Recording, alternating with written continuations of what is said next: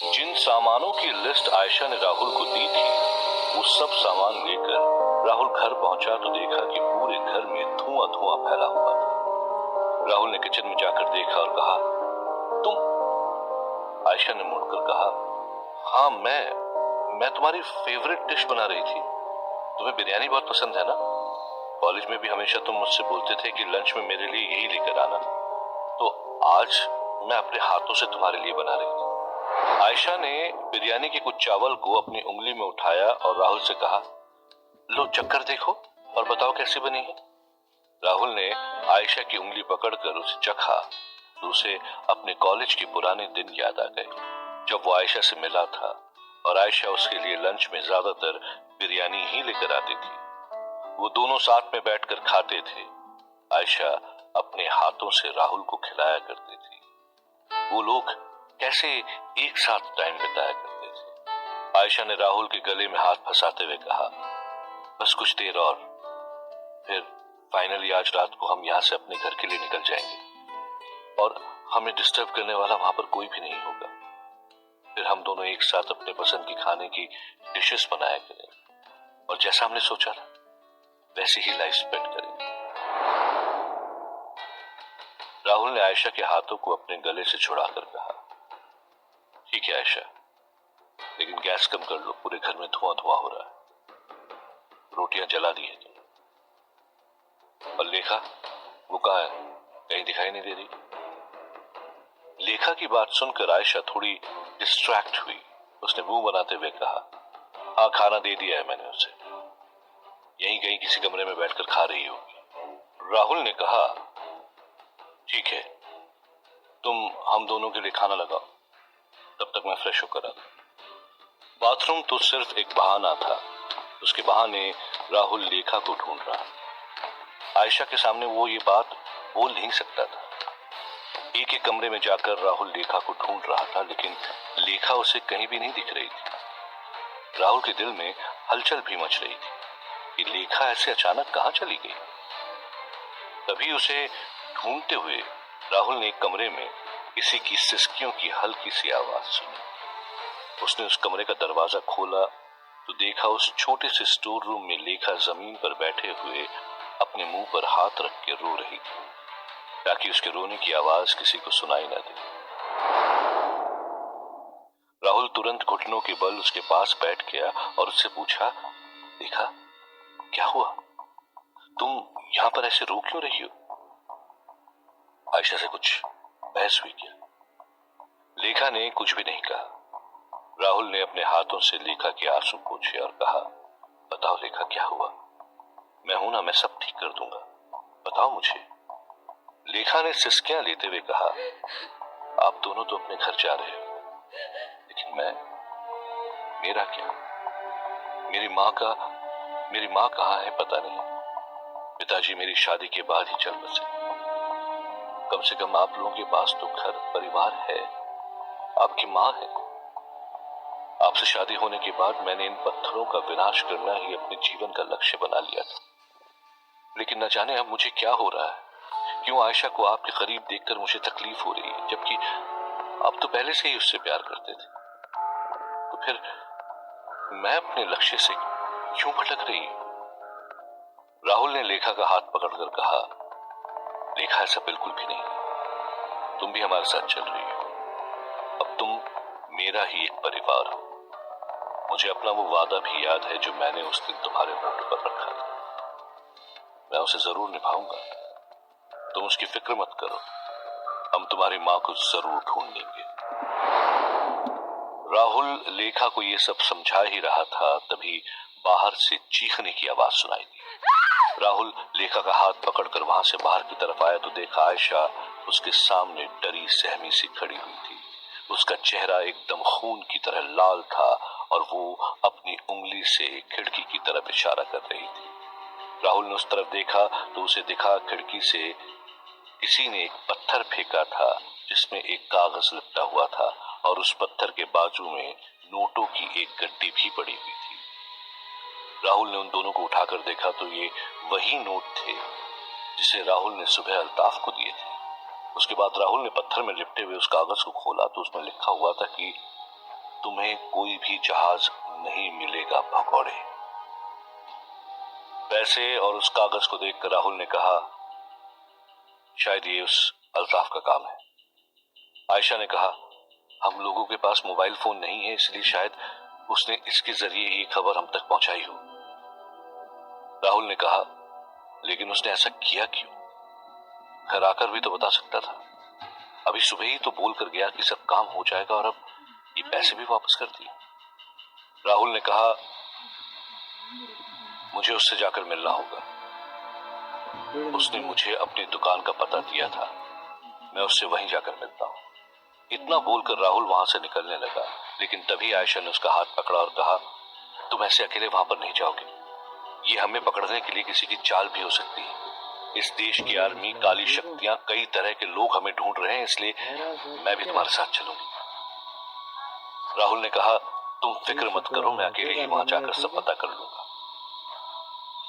लेखा घर पर अकेली हो जाएगी, इसलिए तुम उसके साथ रहो।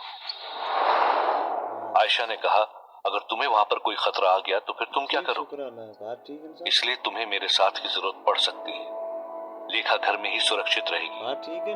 राहुल के समझाने पर भी आयशा ने राहुल की बात नहीं मानी और उसके साथ जाने की जिद करती रही। राहुल ने कहा, अच्छा ठीक है, तुम चलो मेरे साथ। उसने लेखा की तरफ देखते हुए कहा, लेखा तुम सतर्क रहना और जब तक हम लोग ना आ जाए तब तक किसी भी अनजान आदमी के दरवाजा खटखटाने पर दरवाजा बिल्कुल मत खोलना। हम अल्ताफ से मिलकर थोड़ी देर में आते हैं। आयशा ने उससे कहा, राहुल ऐसा भी तो हो सकता है कि उसे और भी ज्यादा पैसे चाहिए हो, इसलिए वो ये सब कर रहा हो। राहुल ने कहा, वो तो अल्ताफ ही बताएगा, जल्दी चलो मेरे साथ। और वो दोनों वहां से निकल गए। उनके निकलते ही लेखा ने घर के दरवाजे बंद कर दिए और एक एक करके सारी खिड़कियां भी बंद करने लगी।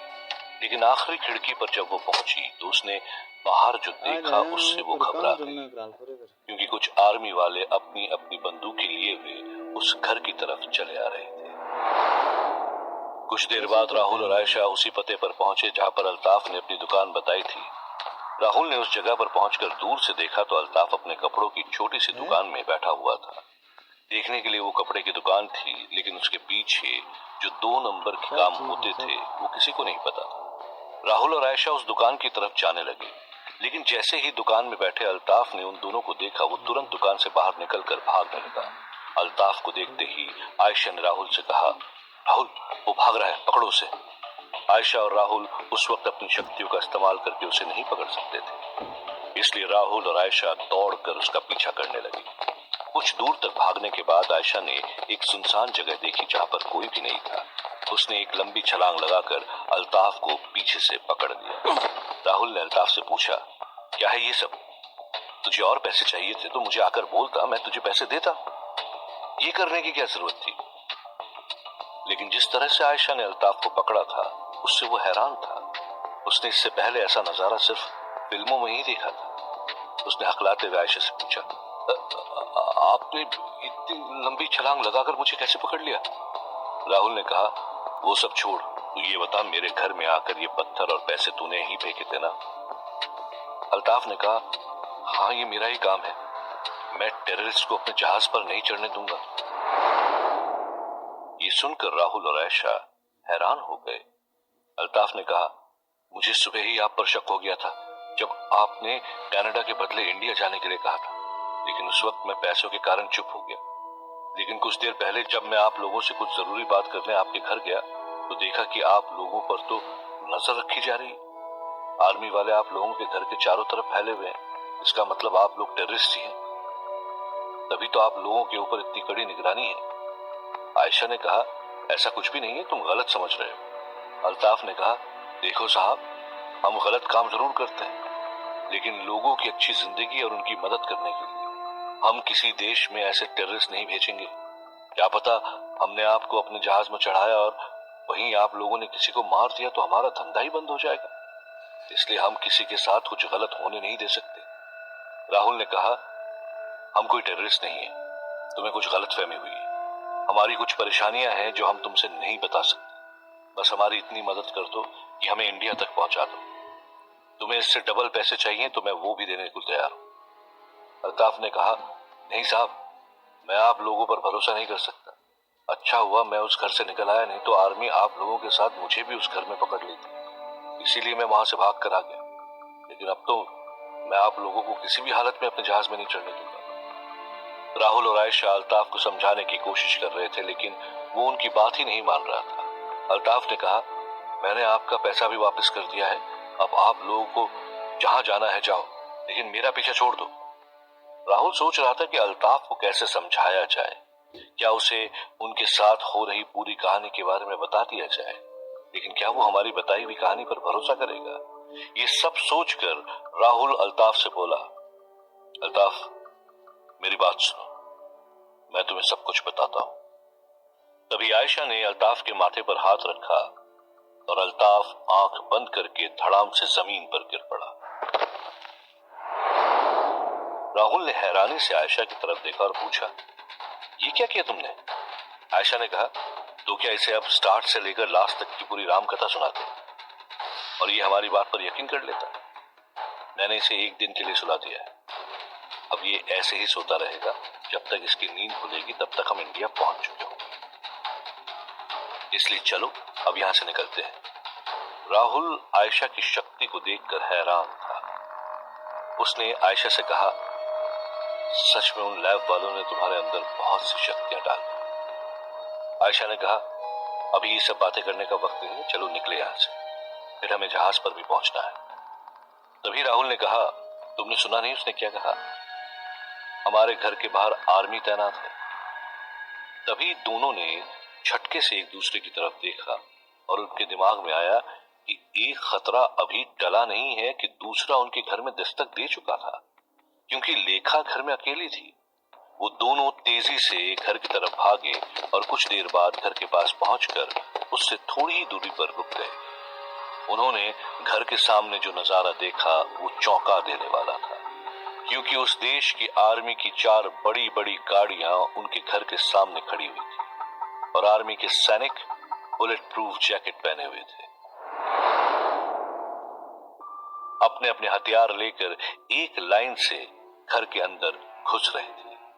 ये नजारा देखकर राहुल और आयशा को पता लग गया कि पाकिस्तानी आर्मी ने उस घर में रेड कर दी थी। उस वक्त राहुल के मुंह से सिर्फ एक ही नाम निकला, लेखा, और वो उस घर की तरफ भागने लगा। तभी आयशा ने उसका हाथ पकड़ा और उसे किनारे खींचते हुए कहा, तुम पागल हो गए हो क्या? इन लोगों से बचने के लिए ही तो हम यहां से निकल रहे थे, इसलिए तो हमने ये जहाज और इन सब का इंतजाम किया था। अब पागल मत बनो, हमें यहां से निकलना चाहिए। राहुल ने कहा, लेकिन देखा, वो घर के अंदर है, हमें उसे बचाना ही होगा, हम उसे ऐसे अकेले छोड़कर यहां से नहीं जा सकते। आयशा राहुल को पकड़कर खींच रही थी, लेकिन राहुल घर में जाने की कोशिश कर रहा था। तभी एक आर्मी के सैनिक ने अपने वायरलेस में कहा, नो सर, पूरा घर खाली है, यहाँ पर कोई नहीं है। न जाने उन लोगों को ये खबर कैसे लग गई कि हम उन्हें ढूंढ रहे हैं। लेखा अगर घर में नहीं थी तो वो कहां गई होगी? अब आयशा और राहुल उसे ढूंढेंगे या उसे छोड़कर वो लोग यहां से निकल जाएंगे? जानने के लिए सुनिए नरक दूत का अगला एपिसोड।